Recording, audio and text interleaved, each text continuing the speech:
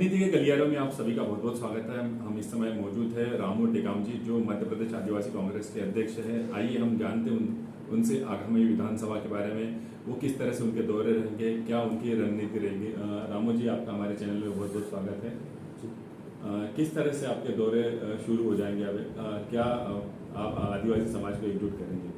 मैं सर्वप्रथम आपके चैनल का स्वागत करता हूं और आपके चैनल के माध्यम से मैं माननीय हमारे कांग्रेस पार्टी के राष्ट्रीय अध्यक्ष आदरणीय मल्लिकार्जुन खड़गे जी, हमारे कांग्रेस के युवा ऊर्जावान नेता और पूर्व राष्ट्रीय अध्यक्ष आदरणीय राहुल गांधी जी, सोनिया जी, और हमारे मध्य प्रदेश के पूर्व मुख्यमंत्री आदरणीय कमलनाथ जी का धन्यवाद ज्ञापित करता हूं कि इन्होंने एक गरीब मजदूर किसान के बेटे को आदिवासी कांग्रेस का प्रदेश अध्यक्ष बनाया है, मुझ पर विश्वास जताया है।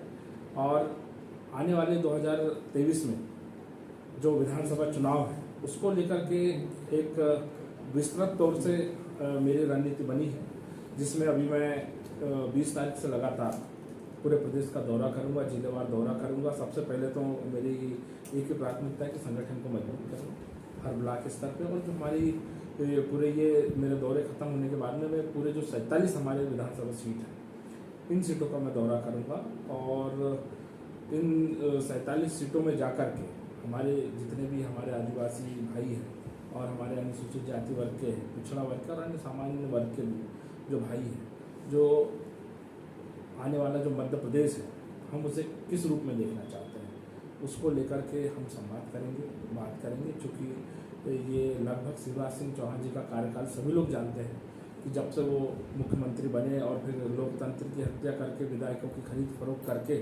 एक जनता के द्वारा चुनी हुई सरकार को भी उन्होंने गिराया और पुनः भी वो सत्ता में स्थापित हुए, लेकिन आज तक वो जनता के लिए कुछ नहीं कर पाए। जैसे कोरोना की महामारी हम देखें तो कोरोना में केवल इन्होंने घोषणाएं की, बड़ी बड़ी बातें की, लेकिन जानों को बचाने में ये कोई सफल नहीं हो पाई, इनकी कोई प्लानिंग नहीं हो पाई। तो हम देख रहे थे कि कैसे हॉस्पिटल में और हॉस्पिटल से बाहर बिना इलाज के अभाव में कई लोगों ने अपने परिवार को खोया है, वो दर्द भी सबको पता है।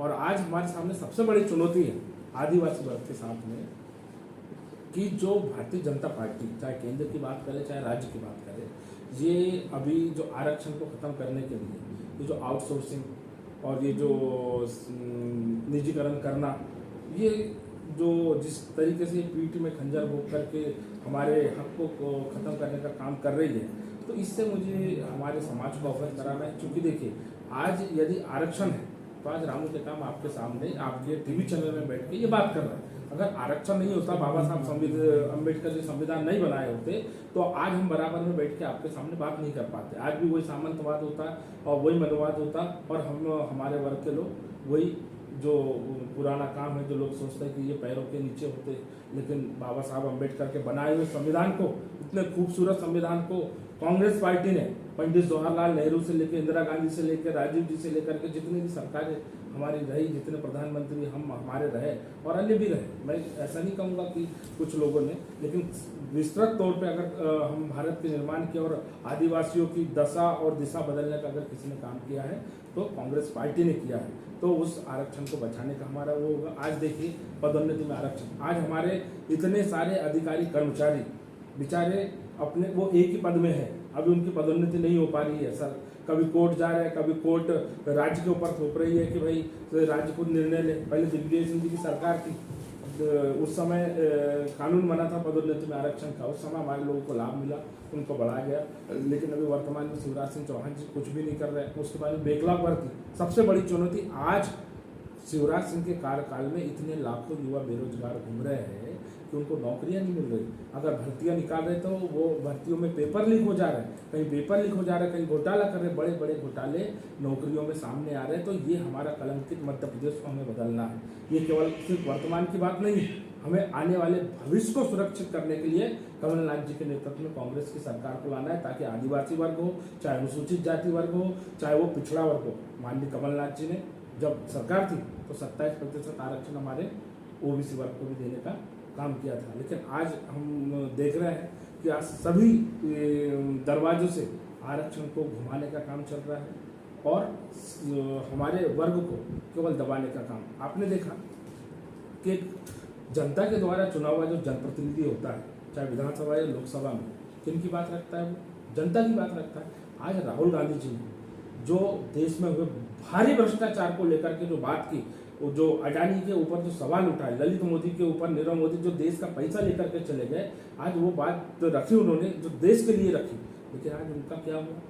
आज उनकी गैर लोकतांत्रिक तरीके से, गैर संवैधानिक तरीके से उनकी सदस्यता रद्द की गई और उनको संसद से बाहर कर दिया गया। लेकिन जो व्यक्ति जिसने कन्याकुमारी से लेकर कश्मीर तक पैदल चला, जनता की आवाज़ बना, चाहे महंगाई हो, बेरोजगारी हो, अत्याचार, शोषण, हर वर्ग के लिए उसने जनता को बताने का काम किया कि आज मीडिया भी किस प्रकार का काम कर रही है और हमको जनता को क्या करना है। और कांग्रेस का काम केवल सत्ता में आना नहीं है, कांग्रेस का काम है लोगों को अधिकार देना।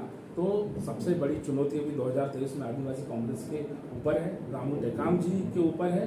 तो ये मेरी महती जवाबदारी बनती है कि मैं इस चुनौती में खरा उतरूं और मैं पूरे प्रदेश का सघन दौरा करके और मध्य प्रदेश में होने वाले आदिवासी अत्याचार, शोषण को मैं उजागर करूं। इस शिवराज सिंह चौहान का जो ये पर्दा गिरा, उस पर्दे को उठा करके मैं उसे बेनकाब करना चाहता हूँ। एक तरफ कांग्रेस है, एक तरफ बीजेपी और एक तरफ कल ही मऊ में तीनों चारों पार्टी इकट्ठा हुए, भीम आर्मी, ओबीसी महासभा और जेएस वगैरह। तो इस बारे में कितना असर डालेगी आगे?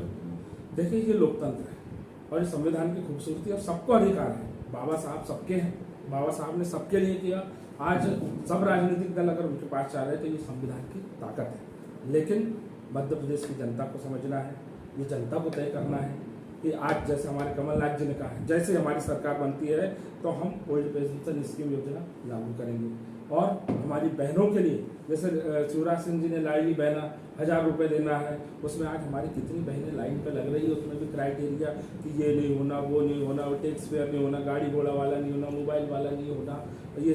लेकिन हमने ये कोई क्राइटेरिया नहीं किया है और कमलनाथ जी के मुख्यमंत्री बनते हैं ओल्ड पेंशन योजना लागू करेंगे, कर्मचारियों का सम्मान करेंगे, लाडली बहना को 1500 रुपये देंगे। और सबसे बड़ी बात, जो महंगाई में आज घर चलाना मुश्किल हो रहा है, गैस सिलेंडर, माननीय कमलनाथ जी ने हमारी माता बहनों की चिंता करते हुए, परिवारजनों की चिंता करते हुए 500 रुपये में गैस सिलेंडर देने का वचन दिया है। तो कमलनाथ जी वचन के पक्के आदमी हैं, क्योंकि उन्होंने कहा था कि मैं कर्ज माफी करूंगा। सबसे पहले सरकार बनते उन्होंने कर्ज माफी के दस्तावेज पे हस्ताक्षर किए थे। अगर सरकार नहीं गिरती तो अभी तो केवल 27 लाख किसानों के कर्ज माफ हुए थे। अभी तक अगर सरकार होती तो सभी किसानों के कर्ज माफ होते और जितनी भी हमारी लोक कल्याणकारी योजनाएं थी। और जैसे शिवराज सिंह जी आए, हमारे विश्व आदिवासी दिवस की जो छुट्टी थी, जहाँ पूरा भारत देश में आदिवासी रहता है, उनके गौरव के लिए पूरा मध्य प्रदेश एक ऐसा राज्य था जहाँ पर माननीय कमलनाथ जी के नेतृत्व में छुट्टी घोषित हुई थी। छुट्टी को कैंसिल करने का काम शिवराज सिंह की सरकार ने किया। देखिए, शिवराज सिंह चौहान जी, सरकारें आती जाती रहेंगी, लेकिन हर सरकारों का एक मकसद होना चाहिए, हर वर्ग का सम्मान, हर वर्ग को आगे बढ़ाना, दलित, शोषित, वंचित, पीड़ित व्यक्ति को मुख्य धारा से जोड़ना, जो बीजेपी नहीं करेगी, लेकिन कमलनाथ जी और कांग्रेस की सरकार।